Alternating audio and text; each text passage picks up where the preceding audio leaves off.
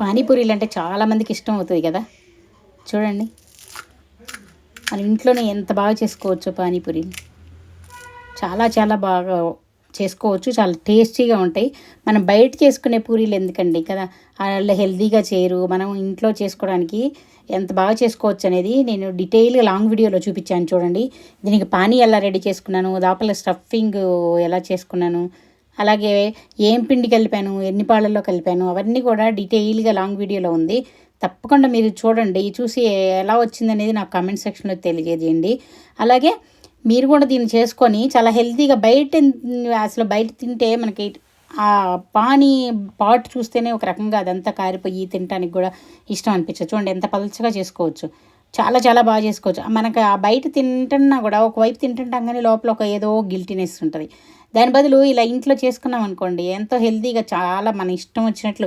బయట ఒక్కోసారి తింటే వాళ్ళు ఇచ్చే క్వాంటిటీ అయ్యో కడుపు నిండదు, సరిగ్గా చాలదనిపిస్తుంది, ఇంకా కొంచెం కావాలనిపిస్తుంది.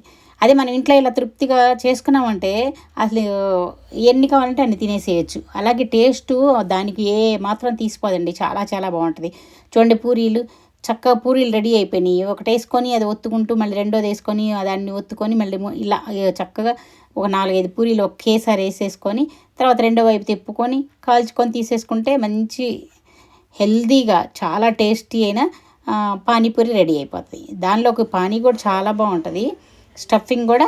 ఇదంతా కూడా డీటెయిల్స్ తప్పకుండా మీరు లాంగ్ వీడియో చూసి ఎలా చేశాననేది మీరు కూడా చేసుకొని తిని చూసి నాకు టేస్ట్ ఎలా వచ్చిందనేది నాకు తెలియజేయండి. ఖచ్చితంగా బయట వాటికంటే కూడా ఏం తీసిపోకుండా చాలా బాగుంటుంది. అలాగే మనం చాలా హెల్తీగా కూడా ఉంటుంది.